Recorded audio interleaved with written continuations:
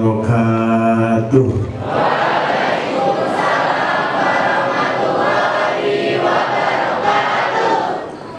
Bismillahirrahmanirrahim. Alhamdulillahilladzi bi ni'matihi tatimmus sholihat. Asyhadu an la ilaha illallah wahdahu la syarikalah wa asyhadu anna Muhammadan abduhu wa rasuluh. Allahumma salli wa sallim wa barik ala sayyidina wa habibina wa syafi'ina wa maulana Muhammad wa ala alihi wa sahbihi wa man tabi'a sunnatahu wa jama'atah min yaumina hadha ila yaumin nahdoh, amma ba'du. Kepada Bapak Kepala Sekolah, Bapak Subhan yang kami muliakan, dan kita doakan Bapak Kepala Sekolah kita ini sehat selalu. Perjalanannya setiap hari jauh dari Bungo ke sini untuk memikirkan agar lembaga ini menjadi lembaga yang maju, generasi-generasi ini menjadi generasi-generasi pemenang dalam kehidupan di masa-masa yang akan datang. Amin Allahumma. Ibu bapak, kalau dengan bapak kepala ini saya baru sekali ini kenal ya, tapi saya sangat akrab dengan adik beliau yang sekarang jadi wakil bupati Marobungu. Sejak dulu kita sering mukoyam bersama Pak Subhan, sering mukoyam di Jambi waktu masih di Jambi. Bahkan tanggal 31 besok saya jadi pembicara juga di pengajian beliau di Bungu. Nah, ini ketemu kakaknya. Saya kenal baik dengan adiknya, beliau dedikasinya sangat tinggi. Saya yakin kakaknya lebih dari itu. Makanya saya yakin banget ini bapak-bapak para dewan guru Semanda ini insya Allah semakin maju, nanti benar-benar menjadi mercusuar bagi lembaga-lembaga pendidikan di Kabupaten Tebo lain. Kepada bapak ibu guru yang kami muliakan, dan spesial salam saya, salam penghormatan saya tujukan kepada adik-adik semuanya. Semoga senantiasa memperoleh rahmat Allah Subhanahu wa Ta'ala. Halo, masih hidup? Saya khawatir ini Pak, jangan-jangan ini yang di sini cuma jasad-jasadnya saja, ruhnya udah pulang. Ibu bapak yang saya muliakan, pertama-tama yang harus saya sampaikan adalah dengan hati yang sangat jujur saya ucapkan I love you all, Fillah. Apa artinya itu? Alhamdulillah wa syukurillah, bahwasanya pada pagi hari ini kita semua masih diberikan banyak nikmat oleh Allah Subhanahu wa Ta'ala. Betul? Salah satu nikmat karunia Allah yang diberikan kepada kita, bahwa hari ini kita bisa berkumpul di tempat yang baik, dengan acara yang baik, dengan niat yang baik, bersama orang-orang yang baik ini. Mudah-mudahan kumpulnya kebaikan-kebaikan ini benar-benar menjadi wasilah, menjadi penyebab kita memperoleh kemuliaan Allah, mulia dunia, mulia akhirat. Allahumma amin. Allahumma amin. Selanjutnya harapannya adalah dengan semangatnya mengadakan tabligh akbar ini, semoga yang hadir ini dipanjangkan umurnya oleh Allah Subhanahu wa Ta'ala, disehatkan badannya, ditenangkan keluarganya, dilapangkan rezekinya, dikabulkan semua doa-doanya, diampuni segala kesalahannya, dibahagiakan dunia akhiratnya. Amin Allahumma amin. Allahumma amin. Tadi temanya apa Mbak?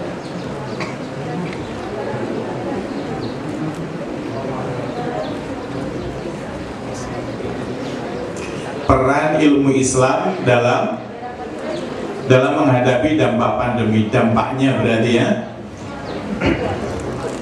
Jadi akan saya kasihkan 5 trik, 5 tips, 5 kunci-kunci sukses yang tidak hanya digunakan untuk dampak pandemi, tapi dengan kelima ini insya Allah nanti 1 jam ke depan adik-adik akan bisa menjadi pemenang-pemenang dalam kehidupan pada masa yang akan datang. Setuju? 5, ada 5. Triknya ada 5, tipsnya ada 5. Nah, saya ingin kesepakatan dulu. Karena ini tipsnya 5, kira-kira mau disampaikan sekarang semua atau saya sampaikan 3 dulu, terus yang 2 ngundang lagi kapan-kapan? Halo? Semua? Oh iya. Semangat ya. Yang pertama, ini langsung saja. 5 ini biar ingat, kita akan menggunakan filosofi ibu jari kita, jari-jari kita yang 5 ini. Yang pertama adalah ibu jari. Apa simbol ibu jari ini? Ibu jari ini dia hanya digunakan untuk memuji seseorang. Betul apa betul? Oh, orang itu hebat, oh dia berprestasi luar biasa, itu menggunakan ibu jari. Dan ibu jari ini dia tegak ke atas. Artinya apa? Orang-orang sukses, orang-orang berhasil, para pemenang-pemenang kehidupan itu dia nyambung vertikal dengan Allah Subhanahu wa Ta'ala. Itu yang pertama. Yang tadi disampaikan oleh Bapak Kepala Sekolah, pinter belum tentu sukses. Betul apa tidak? Jenius belum tentu dia akan sukses. Tapi ketika kita ada keakraban dengan Allah Subhanahu wa Ta'ala, kita akan dipastikan menjadi orang-orang yang sukses. Adik-adik yang saya muliakan, coba ini kita lihat di depan kita ini ada karpet, ada keramik begini bersih, tidak ada semut satupun. Betul apa betul? Tidak ada semut satupun.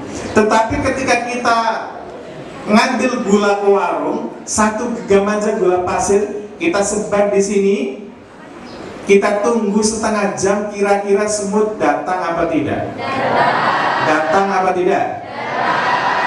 Begitu juga ketika kita melakukan sesuatu yang dicintai oleh Allah Subhanahu wa Ta'ala, maka kesuksesan itu akan mendatangi kita dari segala arah. Amin Allahumma amin. Kuncinya adalah kita menyambungkan hubungan keakraban dengan Allah Subhanahu wa Ta'ala. Setuju?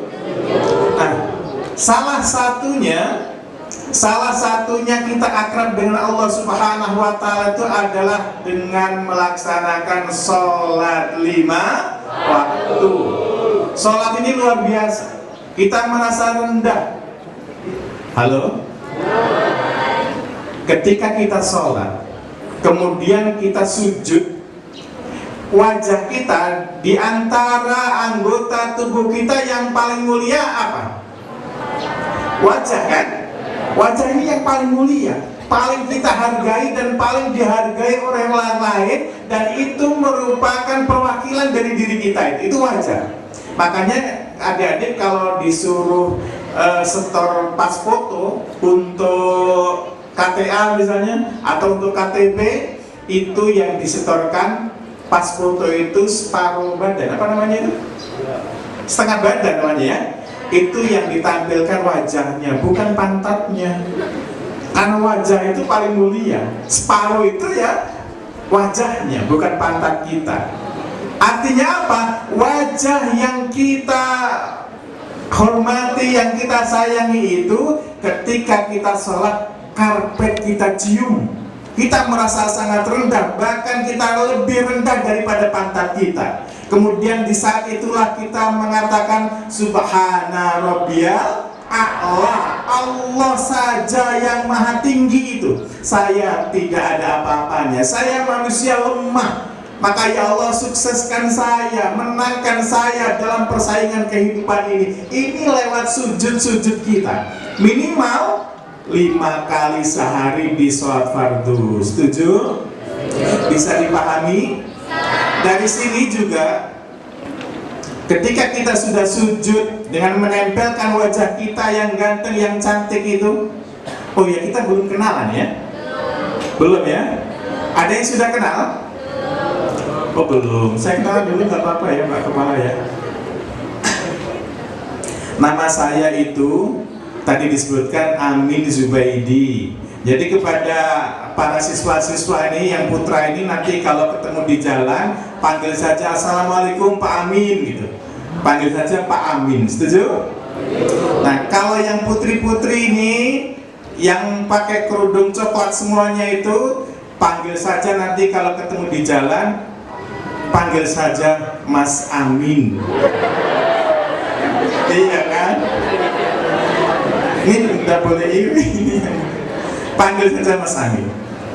Kemudian alamat saya tetangga sebenarnya dengan SMA sini, saya jalan di Magang Pepaya. Jadi mbak-mbak, saya sudah punya istri dan istri saya 3 anaknya. Ini keburu kaget saja. Istri saya 3 anaknya. Istri saya masih 1.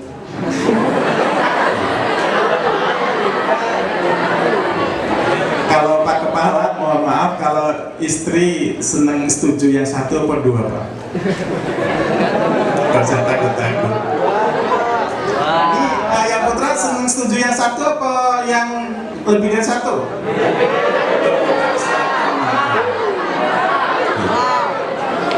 Sunnah Rasul ya? Kalau saya terus terang ya, saya jujur, sejujur-jujurnya saya kalau masalah istri itu saya setuju yang 1 saja. 1 dirimu bujang, 1 ditebus, 1 dicampur gitu. Ya sudahlah, kalau masalah poligami itu nggak usah banyak dibicarakan, yang penting dijalankan saja ya. Nanti nggak selesai-selesai. Namanya di Gang Pepaya dekat dengan kita. Dia sudah kenalannya ya. Biar akrab. Tadi sampai mana namanya? Nah, ketika wajah kita itu yang mulia ini dan dimuliakan, itu kita sujud kepada Allah, karpet dicium, lantai dicium lebih rendah daripada pantat kita, dan kita mengatakan Subhana Rabbil A'la. Kita mengakui bahwa Allah adalah Maha Suci dan Maha Tinggi. Artinya apa? Ketika kita ingin sukses tidak boleh sombong, karena kita adalah tidak pantas untuk menyombongkan diri. Betul apa betul? Orang yang sombong itu sepinter apapun, sehebat apapun dia tidak akan sukses. Orang yang sombong itu adalah ibarat orang yang sedang menari-nari, matanya ditutup kain hitam, dia menari-nari di tepi jurang. Lambat laun disadari atau tidak, orang yang sombong akan tergelincir jatuh ke jurang dan dia akan binasa selama-lamanya. Makanya kita tidak boleh sombong. Dan apalah yang akan kita sombongkan di dunia ini? Kita nggak punya apa-apa, betul apa betul? Kalau misalnya nih adik-adik punya wajah cantik, kemudian mas-mas punya wajah ganteng, ingin sombong, ingatlah wajah terakhir kita besok adalah tengkorak saja. Kalau ibu-ibu kepengen sombong karena punya baju gamis yang bagus, yang impor, harganya mahal, ingatlah pakaian kita terakhir nanti hanya kain kafan saja. Betul apa betul? Kalau kita akan sombong karena memiliki kendaraan yang bagus, kendaraan yang mewah, harganya miliaran rupiah, ingat bahwa kendaraan terakhir kita adalah mobil jenazah. Kalau kita ingin sombong karena memiliki pangkat jabatan, titel yang tinggi, ingat juga titel terakhir kita itu hanya almarhum atau almarhumah saja. Betul apa betul? Makanya kita tidak boleh sombong. Ibu bapak, adik-adik semuanya, wong kita mau mati saja, mohon maaf. Halo? Kalau kalian kepengen mati, kalau kalian kepengen meninggal dunia, itu ada syaratnya itu. Kalau sarannya kurang, itu tidak bisa mati. Apa Pak Amin syaratnya kalau kita ingin mati? Syaratnya adalah tidak boleh mandi sendiri. Itu kalau kita mau mati. Kalau ibu-ibu mau mati tapi masih mandi sendiri, nggak jadi. Hidup lagi itu berarti. Artinya apa? Ketika kita sudah mati saja kita masih butuh orang lain, berarti kita memang tidak ada sombong. Ingat, ketika Allah Subhanahu wa Ta'ala menciptakan Nabi Adam, kemudian menyuruh seluruh penghuni langit untuk sujud kepada beliau, seluruh malaikat sujud menghormat kepada Adam alaihissalam, kecuali satu saja, yaitu iblis laknatullah. Allah berfirman, hai iblis, apa yang menghalangi kamu tidak mau sujud kepada Adam? Apa yang menghalangi kamu tidak mau menerima perintah dengan apa yang aku perintahkan? Kemudian iblis mengatakan, ana khairum minhu, saya lebih baik daripada Adam. Khalaqtani min nar wa khalaqtahu min tin. Saya terbuat dari api, Adam terbuat dari tanah. Api lebih indah, menyala-nyala, bergelora, sementara tanah adalah bau yang datar, tidak ada harganya apa-apa. Ana khairum minhu, saya lebih baik daripada Adam. Itu jawaban iblis. Kemudian Allah berfirman, hai iblis, ini surga bukan tempatnya sombong. Fakhruj minha fa innaka rajim. Keluarlah kamu dari surga ini dan kamu termasuk terkutuk. Na'udzubillahi min. Iblis sudah berada di surga karena sombong dia diusir, Pak. Apalagi kita masih berada di ribu bujang kok sombong, nggak akan masuk surga. Betul apa betul? Nah, oleh karenanya rekan-rekan yang saya muliakan, kunci kesuksesan kita akrab dengan Allah Subhanahu wa Ta'ala, salah satunya adalah dengan sholat 5 waktu.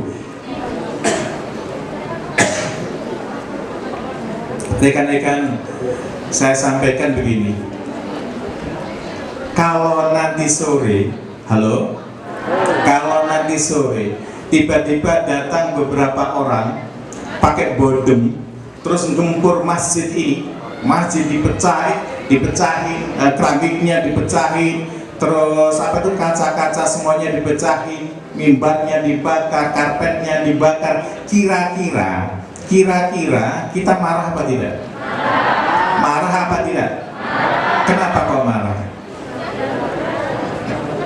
Karena dia merobohkan rumah Allah Subhanahu wa Ta'ala. Nah, orang-orang yang tidak sholat, mohon maaf ini, orang-orang yang tidak sholat, dia tidak hanya merobohkan rumah Allah, tapi dia merobohkan agama. Halo? Ini kok jadi tegang semua? Paham ya? Tidak boleh tidak sholat, wajib sholat itu. Makanya ini ibu-ibu kalau punya saudara dimanapun, kadang-kadang kan kita begini ya, di rumah kita, di rumah seseorang, bukan kita ya, kalau di sini kita insya Allah soleh-solehah semua.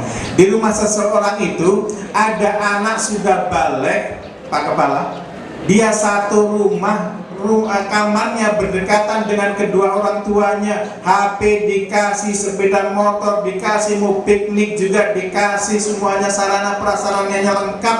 Tapi ketika anaknya nggak sholat, orang tuanya diam saja. Padahal anaknya itu disadari atau tidak, dia sedang merobohkan agama, bukan hanya masjid.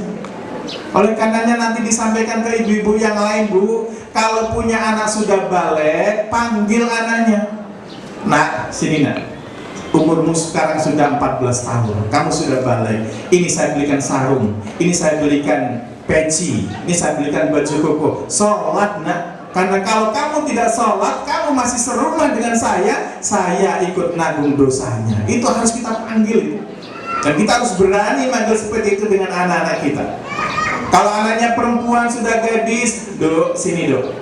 Nak, sini nak. Kamu sudah gadis. Ini loh. Tak belikan telepon. Telepon, mukena ya. Tak belikan mukena. Ini jilbab, pakai, tutup auratmu. Halo, halo. Halo?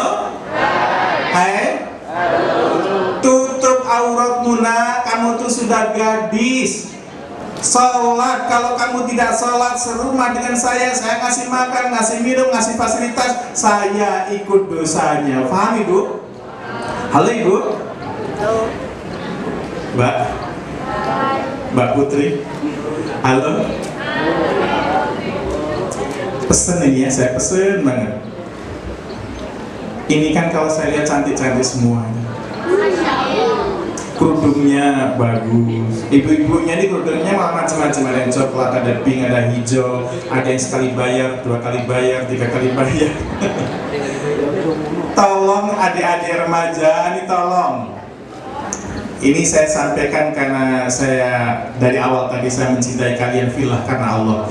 Tolong kalau upload foto di Facebook jangan sekali-kali buka kerudung. Ini serius ini. Ini saya sedang tidak ceramah, ini saya sedang menasihati saudara-saudara saya. Halo? Ini remaja-remaja putri, ketika main Facebook, upload foto, tutuplah tetap seperti ini saja. Sanggup? Sanggup? Karena kalau mbak-mbak ini buka aurat, diupload, kemudian mbaknya sedang sholat, mbaknya sedang tahajud, mbaknya sedang masak, sedang bantu orang tua, tapi auratnya dilihat oleh jutaan manusia, ini dosa jariyah. Ketika mbak doa, ya Allah, tengah malam tuh kabulkanlah segala doa-doa saya ya Allah, itu malaikat bilang hapus dulu uploadanmu, begitu. Halo, ini kok jadi tegang semua?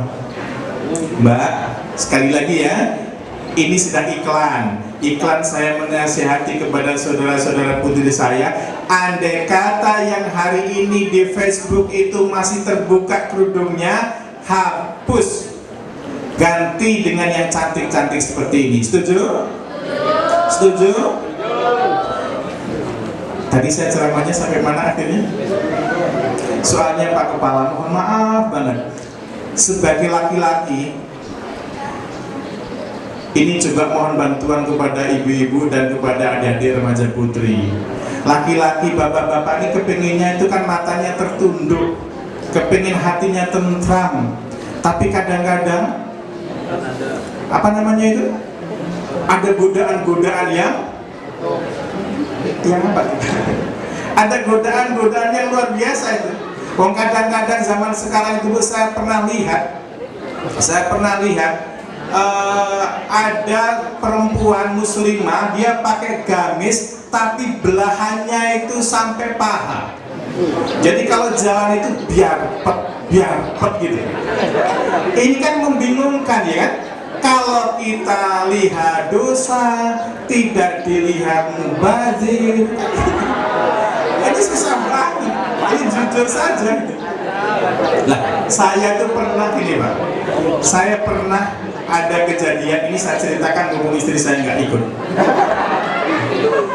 Saya tuh naik motor dari jalan 29 menuju pulang ke jalan 5. Ketika saya naik motor, biasa-biasa saja, tetapi tiba-tiba saya itu disalib oleh orang muslimah, seorang muslimah, dia boncengan, tetapi kakinya itu diserimpangkan gitu loh. Diserimpangkan, tahu? Diserimpangkan gitu, sehingga betisnya itu nampak. Jadi saya kan di belakang ini nampak betis terus. Ya Allah, ini dosa nih kalau saya terus-teruskan. Akhirnya saya putuskan dalam hati, kemudian saya niat nawaitu nyalip betis lillahi ta'ala. Saya salib itu betis itu. Kemudian saya salib, belum sampai jalan Lesmana, itu saya disalib lagi oleh seseorang remaja putri yang naik motor dengan menggunakan celana pendek. Wih, gila lagi. Ya Allah, tadi saya nyalip betis dapat celana pendek, ini gimana? Akhirnya saya mantapkan lagi karena saya takut dosa, ingin menjaga, ingin qabul basar. Sehingga saya niat nawaitu nyalip celana pendek lillahi ta'ala. Saya salib. Cucian akbar itu Pak, saya dapat lagi, disalib lagi, bukan dapat lagi. Seorang remaja putri boncengan, dia pakai kaosnya ketat sekali sehingga punggungnya itu nampak. Terus sampai mohon maaf banget, CD-nya itu nampak. Ini jangan dibayangin ya Pak Kepala ya. Jadi sampai CD-nya itu nampak karena kaosnya itu ketat gitu loh. Saya mikir, ya Allah, tadi saya nyalip betis, niatnya biar gak dosa. Terus ketika saya nyalip betis ternyata ada celana pendek. Ketika ada celana pendek saya salib lagi, kok sekarang dapet yang kayak gini. Ya Allah, saya takut kalau saya nyalip lagi nanti saya dapat yang aneh-aneh lagi. Ya sudah, saya nikmati saja. Lagi mana lagi ya. Inilah dunia hari ini. Nah, saya ingin mutakharijat ini, lulusan semada ini menjadi pemenang kehidupan yang tidak akan ngurusin yang remeh-temeh kayak gitu. Tujuan kita adalah sukses dunia, sukses akhirat. Amin Allahumma. Amin Allahumma. Makanya berakrab kita dengan Allah Subhanahu wa taala. Tutup aurat, salat itu.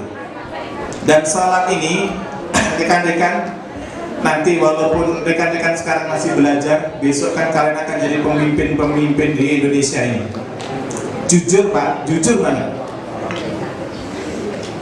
Kalau saya lihat kawan-kawan ini, remaja putra, remaja putri ini, sesungguhnya yang layak menjadi negara superpower itu adalah Indonesia, bukan Amerika. Betul Pak? Betul? Coba kayak gini bisa tenang, khusyuk gitu.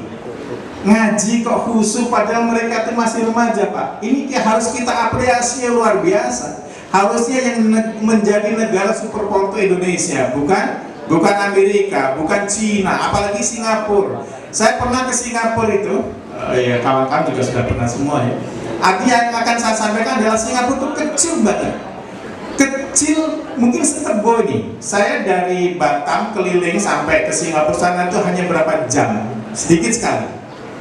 Singapura itu saya punya keyakinan sehebat apapun Singapura, sedahsyat apapun teknologi Singapura, dia tidak akan pernah jadi negara superpower. Kenapa? Masyarakatnya kecil, negaranya kecil, dia pasir aja ngimpor dari Batam, pasir aja. Jadi Singapura tuh nggak punya gunung Pak, nggak punya kebun, nggak punya sawah. Kita yang luar biasa yang harus bersyukur hidup di Indonesia itu. Singapura penduduknya berapa? Hanya 6 juta. Indonesia berapa?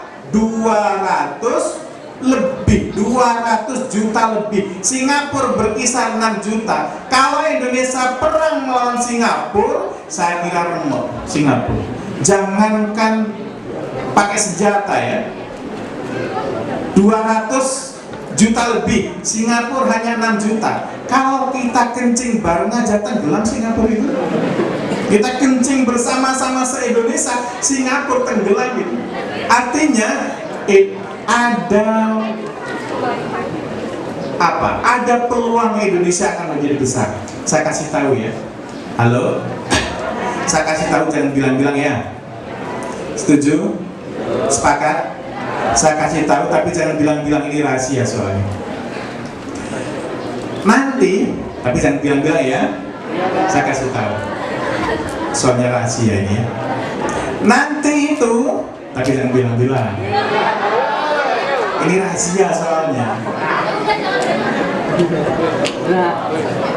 Sepakat tidak bilang-bilang? Nanti itu Mbak, jangan bilang-bilang tapi ya. Ini rahasia. Nanti itu kemungkinan besar tidak begitu lama Ribu Bujang ini akan jadi kabupaten. Untuk syarat menjadi kabupaten itu hanya 6 kecamatan saja. Gitu. Nah, artinya apa? Karena wilayahnya kita besar. Sebagaimana dulu Bungo Tebo jadi satu, Sarolangun Bangko jadi satu, sekarang menjadi Mekar. Sarolangun sendiri, Merangin sendiri, betul betul. Kemudian Bungo juga demikian. Bungo sudah dari dulu ya Pak Sufan ya, ingin jadi 2. Bungonya wali kota, kota Madia, kemudian di daerah sini lah perkiraannya kabupatennya. Tebo juga demikian. Artinya peluang untuk memimpin di daerah kita ini sangat besar, dan itu dibutuhkan oleh orang-orang yang sukses, dan orang-orang yang sukses itu senantiasa akrab dengan Allah Subhanahu wa taala.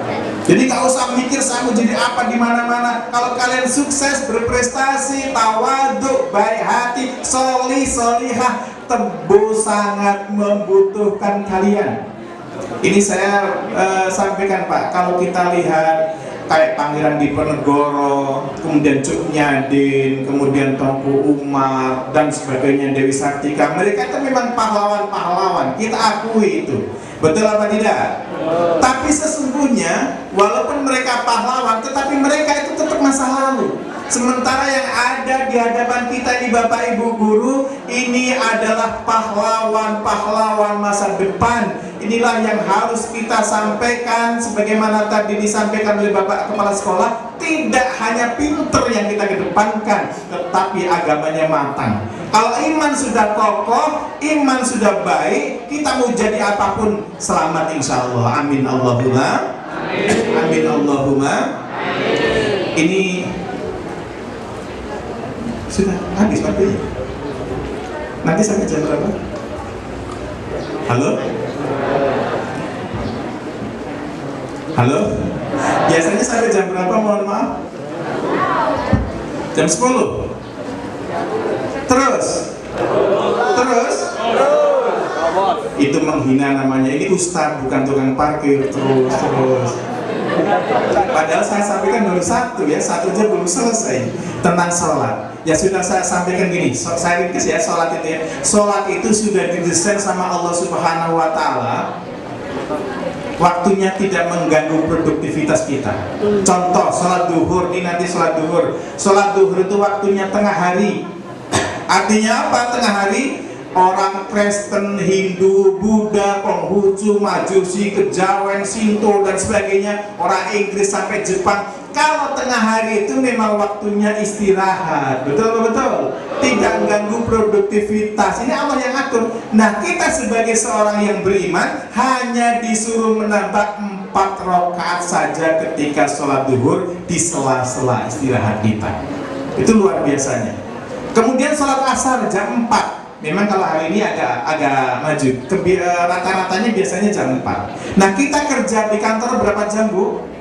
8 jam. Kerja di pabrik 8 jam. Di mana-mana kerja di 8 jam. Kalau masuk kerja jam 8, berarti jam 9, 10, 11, 12, 1, 2, 3, 4. Jam 4 waktu sholat asar itu kerja sudah selesai, Pak. Kerja sudah finish, Ibu. Paham, Bu? Makanya tidak ada alasan untuk tidak sholat asar. Kemudian maghrib, apalagi maghrib sudah mandi kita, sudah bercengkrama dengan keluarga, dan Allah itu maha adil, Ibu. Allah gak zalim kepada kita. Allah tahu kita lelah dari pagi sampai sore. Allah tahu kita beraktivitas dari pagi sampai sore dengan berbagai macam beban pemikiran. Lelah kita itu seharian, makanya maghrib disyariatkan hanya 3 rakaat saja. Ini keadilan Allah Subhanahu Wa Taala. Kemudian sholat Isya waktunya sangat panjang. Terus subuh. Nah, subuh itu toko belum buka kalau yang bisnis. Yang mau berkebun juga masih dingin, yang ngajar juga belum buka sekolahannya, yang jadi pejabat kantor juga masih tutup. Makanya tidak ada alasan untuk tidak sholat subuh. Setuju? Kemudian ketika kita bangun dari tidur untuk sholat subuh, itu kan matanya masih ngantuk, betul apa betul? Kita tidak langsung loncat. Kita sudah bangun, nggak mau tidur tapi masih ngantuk, itu namanya apa, Pak? Bahasanya sini apa, Bu? Kalau bahasa Perancis itu kriip-kriip. Jadi masih kriip-kriip gitu. Ngantuk banget, cuman hati kita nggak mau tidur lagi karena mau sholat subuh. Hati kita mau sholat subuh, mata ngantuk, tapi ngantuk. Itu namanya apa kalau bahasanya sini? Kriip-kriip, sama berarti. Kita masih kriip-kriip gitu. Oleh karenanya keadilan Allah Subhanahu Wa Taala, Ibu Bapak yang saya muliakan, adik-adik yang saya cintai, sholat subuh hanya 2 rakaat. Allah tahu gitu, kita masih ngantuk, masih belum sempurna jaganya kita itu gitu. Nah, Ibu, sekarang saya tanya kepada anak-anak yang putra, kalau misalnya ada dirimu bujang ini, mohon maaf ya, kalau sekiranya ada dirimu bujang ini, ada orang bisa ngangkat beban atau angkat besi 300 kilo tanpa aba-aba, itu orang kuat apa tidak? Orang kuat apa tidak? Orang kuat, jelas itu. Angkat besi 300 kilo, Mbak, langsung diangkat tanpa kuda-kuda, itu orang kuat luar biasa. Orang hebat itu, tenaganya kuat. Tetapi tetapi di hadapan Allah Subhanahu wa Ta'ala, orang yang kuat ngangkat besi 300 kilo tanpa kuda-kuda itu bisa. Kalau dia ngangkat tangannya untuk takbiratul ihram salat subuh nggak bisa, itu lemah di hadapan Allah Subhanahu wa Ta'ala. Kuat dia bisa ngangkat besi 300 kilo, tapi kalau kedua tangannya nggak bisa takbiratul ihram untuk menunaikan salat subuh, lemah. Pak, kalau ada jenderal berbintang 4 kemudian dia tidak bisa melaksanakan sholat subuh, itu jenderal lemah. Kalau ada polisi baloknya banyak banget ini di bakunya, tetapi dia tidak mampu menyingkirkan selimutnya ketika pagi hari waktu subuh untuk menunaikan subuh, itu polisi lemah. Paham? Ini terlalu galak ceramahnya ya? Jangan-jangan nanti dilaporin. Ini luar biasa Pak sholat itu. Makanya nih, pertama kali akrabkan diri dengan Allah Subhanahu wa Ta'ala. Ada nyanyian itu, apa itu, sebatang pohon, apa? Sepohon kayu ya. Coba bersama-sama. Sepohon kayu, daunnya serta buahnya, walaupun hidup 1000 tahun, kalau tak sembahyang apa gunanya? Walaupun hidup 1000 tahun, kalau tak sembahyang apa gunanya? Ibu bapak yang saya muliakan, adik-adik saya banggakan, kita loncat aja kedua ya. Yang kedua adalah ini Ibu jari, lambang filosofi keakraban dengan Allah Subhanahu wa Ta'ala. Orang-orang hebat itu selalu berhubungan vertikal dengan Tuhannya. Kemudian yang kedua ini telunjuk. Apa telunjuk itu Pak Amin? Telunjuk ini adalah simbolnya orang-orang alim, simbolnya orang-orang pintar, sehingga dia bisa menunjukkan ke arah kebaikan. Nah, saya mau tanya, kalau cermin alam itu mana ya? Oh bapak ini masih jauh Pak. Oh sana Pak. Bapak lurus aja. Kemudian nanti kalau sudah mentok, bapak belok ke kiri. Ini pakai telunjuk. Artinya kita tahu terlebih dahulu. Maka pastikan rekan-rekan semua untuk menghadapi pandemi ini, untuk menghadapi akibat pandemi ini, efek dari pandemi ini, perbanyaklah ilmu. Halo? Ada makalah mengatakan man aradad dunya fa'alaihi bil ilmi. Barang siapa yang kepingin sukses di dunia, dia harus dengan ilmu. Wa man aradal akhirah fa'alaihi bil ilmi. Barang siapa kepingin sukses di akhirat, dia juga harus memiliki ilmu. Wa man aradahuma, dan barang siapa yang kepingin keduanya, sukses dunia, sukses dan akhirat, fa'alaihi bil ilmi, maka harus dengan ilmu. Paham Ibu? Paham Bapak? Yang saya maksud adalah ilmu, bukan ijazah. Halo? Halo? Yang saya maksud di sini ilmu, bukan ijazah. Ilmu bukan titel. Sekarang banyak orang bertitel tapi nggak mudeng apa yang disandangnya itu. Karena dunia Indonesia kan banyaknya seperti itu ya, kita nggak usah cerita di sini Bapak. Tetapi banyak titelnya berderet-deret, tapi kosong pemahamannya tentang keilmuan itu sendiri. Makanya yang saya sampaikan di sini, ilmu bukan gelar, bukan gelar. Jadi rekan-rekan yang saya muliakan, ini rumus yang kedua. Kalian 10 tahun yang akan datang itu ditentukan oleh 2 hal. Berapa? 2 hal. Halo Ibu Bapak, halo. Ini saya sampaikan, 10 tahun adik-adik ini yang akan datang, 10 tahun yang akan datang, apakah akan sukses atau tidak? 2 hal ini yang menentukan. Apa itu Pak Amin? 1, tulisan apa yang sering dibaca hari ini.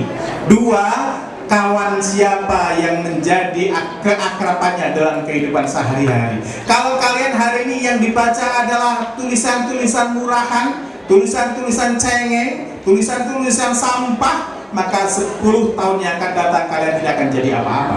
Kalau kalian hari ini berkawan dengan orang-orang pemalas, dengan orang-orang yang tidak punya visi yang jelas, dengan orang-orang yang malas untuk memperjuangkan mimpi-mimpinya, maka 10 tahun yang akan datang kalian akan menjadi penonton saja. Betul apa betul? Betul apa betul? Makanya pentingnya kita masuk sistem. Begini, saya tanya, kalau ada 2 kupu-kupu terbang, ini Mbak, halo Mbak, kalau ada 2 kupu-kupu terbang ke arah yang sama, yang satu kupu-kupunya terbang luar biasa cepat sekali terbangnya. Kemudian yang satu terbangnya santai, tetapi ketika ada mobil lewat, dia masuk ke mobil. Arahnya mobil itu sama ke sana. Nah, kira-kira dia mana yang akan sampai duluan? Kupu-kupu yang terbang cepat di alam bebas, atau yang masuk mobil dan dia terbangnya santai tapi mobilnya berjalan cepat? Yang mana? Yang di dalam mobil. Inilah pentingnya kita punya sistem yang baik. Inilah pentingnya kita punya kawan yang bagus. Ketika kawan kita bagus, ketika kawan kita senantiasa memperjuangkan mimpi-mimpinya tanpa kena lelah, insya Allah kita akan cepat tercapai apa keinginan kita. 10 tahun yang akan datang kalian akan jadi orang-orang hebat. Kemudian saya sampaikan ada 2 investasi. Halo? Ada 2 investasi. Satu, investasi dari leher ke bawah.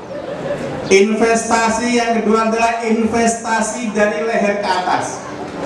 Kalau kalian hari ini memperbanyak investasi dari leher ke bawah, maka kalian nyaris nantinya tidak akan jadi orang sukses. Apa investasi leher ke bawah itu? Hanya makanan, gaya-gayaan, baju gitu ya, celana bagus. Termasuk ibu-ibu, kerudung itu walaupun letaknya di atas, itu tetap investasi di leher ke bawah. Dia konsumtif.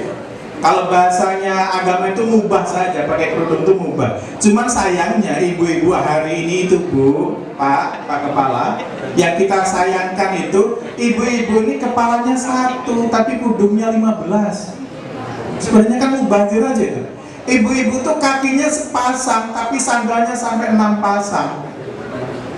Anehnya lagi di lemari ibu-ibu di rumah itu bajunya numpuk, baju wisuda ada, baju kenang-kenangan dulu ketika SMA lulus juga masih ada, diberikan orang tidak, disedekahkan tidak, dipakai juga tidak. Ini mubazir murokah, mubazir yang tumpuk undung. Oleh karenanya ibu-ibu nih, khusus ibu-ibu dulu, sedekahkanlah Bu. Mulai pulang dari pengajian akbar ini, kemudian buka lemari, mana yang kira-kira tidak dipakai, sedekahin. Jadi kalau ibu bilang gini, Pak Amin, saya kan memang kepingin model itu, apalagi sekarang zamannya Shopee, tinggal klik aja datang sendiri gitu ya. Kalau ibu kepingin kerudung yang baru, kerudung yang lama sedekahin. Jadi tidak mubazir. Jadi kita boleh bergonta-ganti kayak gitu. Saya kepengen nih, gamis kita gantilah hari ini. Bilang sama suaminya, suaminya setuju. Kemudian yang lain disedekahkan. Jadi itu ibu. Nah, investasi leher ke atas itu apa? Beli buku, ikut training, kemudian ikut workshop, kursus. Itu yang akan membuat kita sukses. Paham anak-anak? Paham ya? Jadi kedepankan investasi dari leher ke atas, maka kalian akan sukses. Jangan takut uang habis untuk beli buku. Hari ini kita beli buku 200.000, tapi 10 tahun ke depan kita akan mendapatkan rezeki dari jalan ketika kita membaca buku yang 100.000 yang begitu berat kita lakukan hari ini. Kemudian yang ketiga, ini waktunya udah ngejar. Kayak ini wajah-wajahnya sudah wajah-wajah nggak begitu ikhlas ya. Ini Pak Ustadz ini nggak perasaan, ini lama banget. Yang ketiga, ini adalah simbol cita-cita. Simbol apa? Cita-cita. Ini jari tengah ini paling tinggi. Artinya apa? Kita disuruh bermimpilah setinggi-tingginya, bercita-citalah setinggi-tingginya. Dulu, halo, Dulu orang tua saya itu bilang gini, orang tua saya sekarang sudah almarhum, Allahumma ya Allah yarham, semoga Allah mengasihinya. Kita doa ya, Allahumma firlahu, bersama-sama untuk bapak saya. Mohon kita tolong, Allahumma firlahu warhamhu wa'afihi wa'fu anhu, amin, alhamdulillah, terima kasih. Bapak saya itu bilang gini, saking sayangnya ke saya itu, Min, kalau kamu punya keinginan tuh jangan tinggi-tinggi. Kalau kamu punya cita-cita itu jangan muluk-muluk. Nanti kalau kamu jatuh itu sakit. Itu bapak saya bilang kayak gitu. Saya bilang oh iya ya gitu. Tapi ketika saya di pesantren, guru saya bilang, Min, kalau kamu punya cita-cita itu setinggi-tingginya. Oh, saya bingung, bapak saya dulu bilang kayak gini. Guru saya melanjutkan, kalau kamu punya cita-cita Min, setinggi-tingginya, setinggi langit. Kalau kamu nanti harus jatuh, kamu akan jatuh di antara bintang-bintang. Wah, ketika saya pikir, ini mantep Pak Guru ini daripada orang tua saya. Orang tua saya kan karena kasihan aja, betul nggak betul? Tapi kalau seorang guru, ini kalau guru-guru yang ada di hadapan kita tuh Mas, dia memberikan kepada kalian itu dengan pengalaman, dengan keilmuan gitu, tidak hanya sekedar belas kasihan saja. Oleh karenanya taatilah guru-guru kalian, itu juga salah satu sumber kesuksesan. Ada keberkahan ketika kita taat kepada guru. Dan saya mohon, ini ada yang kelas 3. Mana kelas 3 itu jari? Kelas 3 sebentar lagi kita akan meninggalkan sini dulu semuanya, amin. Saya pesennya jangan sekali-kali bilang, oh itu mantan guru saya, oh itu mantan kepala sekolah saya. Kalau kalian sudah sekolah entah di Jambi, di Jawa, di Padang dan sebagainya, kalau kalian nanti sudah lulus dari sini, kalau ketemu dengan Pak Kepala Sekolah, ketemu dengan Ibu Guru, tetap panggil guru. Kalau kalian sudah punya anak dan ketemu, bilangin sama anaknya, nah ini ibu guru saya, nah ini bapak guru saya. Begitu, jangan bilang mantan. Paham? Paham? Inilah keberkahan yang tergerus dalam kehidupan ini karena tidak punya guru. Guru itu sekali ngajar saja, kata Sayyidina Ali. Sayyidina Ali siap dijual karena dia telah mengajarkan ilmu kepada saya walaupun satu. Nah, Bapak Ibu yang saya muliakan, ini lambang cita-cita. Saja Korea Selatan bisa luar biasa hebatnya. Kita punya 30 juz. Kenapa kita nggak bisa hebat? Inilah yang harus kita pikirkan ulang terhadap pemahaman agama ini. Jadi ibu-ibu yang saya muliakan, keempat, ini namanya apa Bu? Jari manis ya. Jari manis ini lambang kemesraan. Kita harus mesra dengan siapapun. Kita harus bisa bekerja dengan teamwork. Ya, Bu. Saya tanya ini anak-anak. Kenapa kalau pengantin itu kalau tukar cincin diletakkan di jari manis, kenapa? Walaupun itu bukan budaya Islam ya, tapi kita ambil hikmahnya. Kenapa kalau tukar cincin itu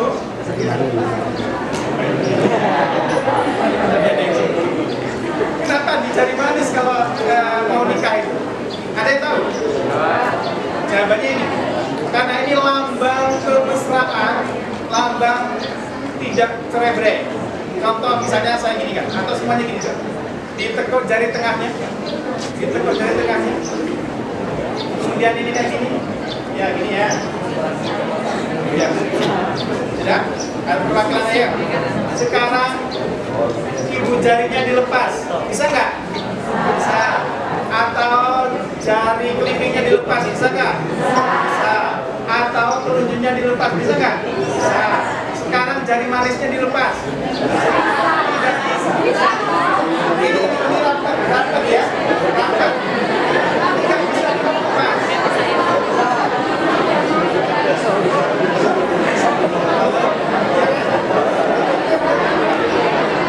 Jadi jari bisa, bisa, bisa,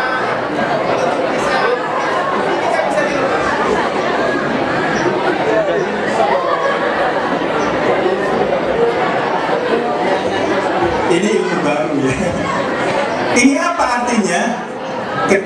kita meniti kesuksesan apalagi di rumah tangga ya, jangan sekali-kali bertengkar dengan istrinya, dengan suaminya, ibu bapak. Kalau kita main tengkar tiap hari, jangankan rezeki mau turun, kucing aja gak betah tinggal di rumah kita itu. Betul? Makanya ini lambang kemesraan. Kita harus mesra dengan siapapun, dengan keluarga, dengan guru, dengan sanak kerabat, dengan kawan. Tidak ada musuh bagi para pemenang itu. Yang ada adalah mitra. Yang ada itu kita bermitra. Antar kepala sekolah yang satu dengan yang lain tidak saingan. Karena kita tuh bersaing dengan diri kita sendiri. Dan kesuksesan itu juga diukur tidak dibandingkan dengan orang lain. Betul apa betul? Tapi dibandingkan dengan diri sendiri. Oh, grafiknya saya dari tahun ke tahun naik seberapa, apakah turun, apakah stagnan. Itu lawan kita adalah diri kita sendiri. Terus yang terakhir adalah ini lambang silaturahim. Jari itu lambang silaturahim. Makanya anak-anak muda itu kalau kalau tos hari ini kan pakai kelingking ya kan? Ya, tos.